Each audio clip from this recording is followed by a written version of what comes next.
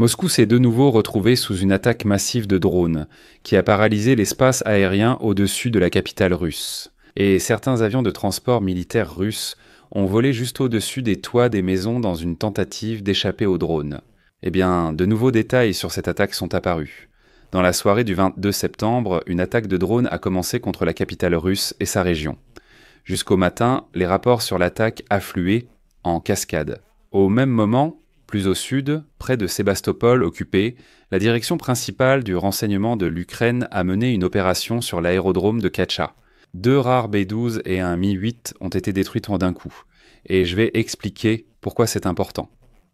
Et en réalité, ce ne sont pas 2 histoires différentes, l'attaque contre Moscou et l'attaque contre Sébastopol. C'est un seul et même scénario de cette guerre. Étirer les nerfs et la défense antiaérienne à l'arrière et, excusez-moi, crever les yeux de la flotte russe en mer Noire. Encore une fois, je vais expliquer pourquoi on parle des yeux. Et ce sont 2 marqueurs importants de la façon dont l'Ukraine mène une guerre asymétrique contre l'agresseur russe. Nous allons examiner tous les détails dans cette émission. Je m'appelle Alexei Petchi. Aujourd'hui, nous sommes le 23 septembre. Avant de commencer, je vous rappelle que sur cette chaîne YouTube, plusieurs analyses d'actualité sur les événements dans le monde entier sont publiées presque chaque jour. Pour que vous soyez informés de toutes les actualités, c'est pourquoi je vous recommande de vous abonner à cette chaîne YouTube et de liker cette vidéo, c'est très utile. Alors, Moscou a vécu une nouvelle nuit d'attaques de drones. Heureusement, je souligne heureusement pour les Russes non lavés, les attaques de gangs de drones deviennent pas de plus en plus habituelles, et la défense anti-aérienne russe de plus en plus perméable. Le maire de la capitale russe, Sobyanin, a rapporté qu'au moins 46 drones ont été abattus à l'approche de Moscou. Il est toutefois important de préciser que les interceptions ont eu lieu du lundi soir au mardi après-midi. C'était le plus grand raid contre Moscou depuis les attaques de mars.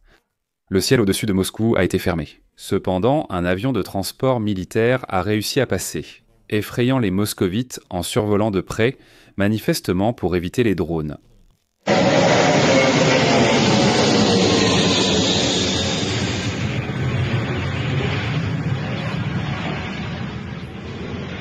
Ici, il ne s'agit pas seulement du nombre de drones attaquants, mais aussi des conséquences de craquement de l'attaque. Voici les restrictions temporaires sur l'accueil et le départ des avions qui ont été introduites à Sheremetyevo. D'autres aéroports du hub aérien de Moscou ont également été concernés par ces restrictions. Officiellement ouverts, mais en réalité il y a retard, détournement et transfert d'appareils. C'est là la reconnaissance de la vulnérabilité de la mégapole russe. Autrement dit, il est impossible de maintenir le ciel au-dessus de la capitale en mode totalement normal, lorsque des essaims de drones attaquent en série. C'est aussi admettre que, même à Moscou, la défense antiaérienne ne garantit pas un ciel dégagé. Parallèlement, l'OTAN a publié une déclaration qui, cette nuit, sonne comme un contrepoint. Citation. « La Russie ne doit pas se tromper, l'OTAN et ses alliés utiliseront tous les moyens nécessaires pour la défense et la dissuasion. Nous répondrons au moment, de la manière et dans le domaine de notre choix. » Et voici une citation directe du communiqué. Ceci concerne le 23 septembre suite à l'attaque à Moscou et des provocations russes au-dessus de la Baltique. J'en ai parlé dans l'épisode précédent. Allez voir sur la chaîne. Mais c'est dans ce contexte que Moscou a entendu les sirènes. L'OTAN déclare qu'elle est prête à répondre. Et encore une touche européenne de la même date. C'est Copenhague. Le 22 septembre, l'aéroport de Copenhague a brièvement suspendu ses activités à cause du survol de 2 ou 3 gros drones. La première ministre danoise, Mette Frederiksen, a qualifié cela de l'attaque la plus grave contre l'infrastructure critique du Danemark. Mais c'est un autre signe que les Russes lancent leurs drones sur les pays européens. Eh bien, apparemment, ils ne s'attendent pas du tout à ce que les mêmes drones de combat tombent sur leur propre tête. Et puis ces moscovites crient « Mais pourquoi nous, au juste ?» Eh bien, l'Ukraine répond aux habitants des marécages russes exactement de la même manière qu'ils agissent envers l'Ukraine. Résultat final. Moscou, une fois de plus, prétend n'avoir subi aucune perte selon leur discours officiel. Mais le hub aérien suit les règles du temps de guerre. Et plus souvent nous entendrons ces restrictions temporaires, plus le silence sera assourdissant. La principale conclusion, le système de défense aérienne étant mis à l'épreuve de l'endurance, et cette épreuve, la défense aérienne russe ne la réussit pas. L'objectif de ces attaques de drones est de gaspiller du temps, des ressources et surtout le sentiment de sécurité pour que les Russes ressentent les conséquences de cette guerre. Eh bien, ce n'est pas tout. Il y a encore un autre épisode qui montre que l'Ukraine dispose de plus en plus de ressources pour répondre à l'agresseur. En effet, presque en même temps, dans la nuit du 23 septembre, un groupe spécial du renseignement ukrainien appelé les Fantômes a frappé l'aérodrome de Katcha près de Sébastopol. 2 amphibiens B-12 Tchaïka ont été détruits, une première en opération, et un Mi-8 a été touché. Selon le GOR, pour la première fois, un B-12 a été touché. Ces avions possèdent des systèmes coûteux de détection et de lutte contre les cibles sous-marines. La compagnie. Et c'est un marqueur important sur lequel le renseignement ukrainien insiste particulièrement. J'expliquerai plus tard pourquoi. L'état-major général ukrainien confirme le lendemain. Des frappes ont visé la Russie et la Crimée, détruisant 2 aéronefs sur un aérodrome en Crimée occupé. Les formulations restent prudentes, mais le sens est direct. Une série de raids contre les actifs aériens de la flotte de la mer Noire de la Fédération de Russie se poursuit. Mais pourquoi la perte de ces B-12 est-elle vraiment douloureuse pour la flotte de la mer Noire de la Fédération de Russie? On pourrait penser qu'il s'agit de vieux avions, mais ces mouettes B-12 à l'apparence dépassée accomplissent un travail très moderne. C'est une patrouille bon marché au-dessus des eaux peu profondes et une recherche d'attention des drones marins. Et voici que les experts de The War Zone rappellent que le B-12 est une bête rare. La flotte est petite, il ne reste presque plus de pièces détachées. Son rôle est essentiel surtout pour la zone côtière de Crimée.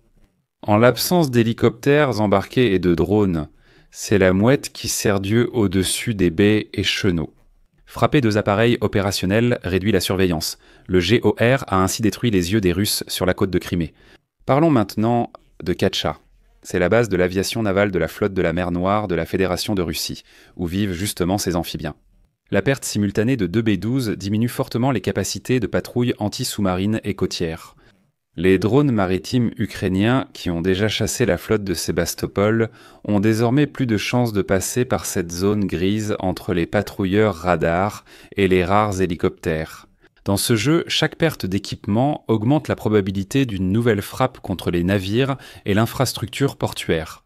Donc, il faut probablement s'attendre à de nouvelles attaques d'envergure contre la Crimée dans un avenir proche. Autre point important, GOR souligne le tout premier cas historique de destruction d'un B-12. C'est un indicateur que la campagne visant à neutraliser la flotte russe sans véritable flotte ukrainienne est passée à un niveau de suppression systématique des capteurs. Jusqu'à présent, GOR frappait les entrepôts de radars, les vedettes, les systèmes de missiles anti-aériens, et maintenant il s'attaque à l'aviation de surveillance rare.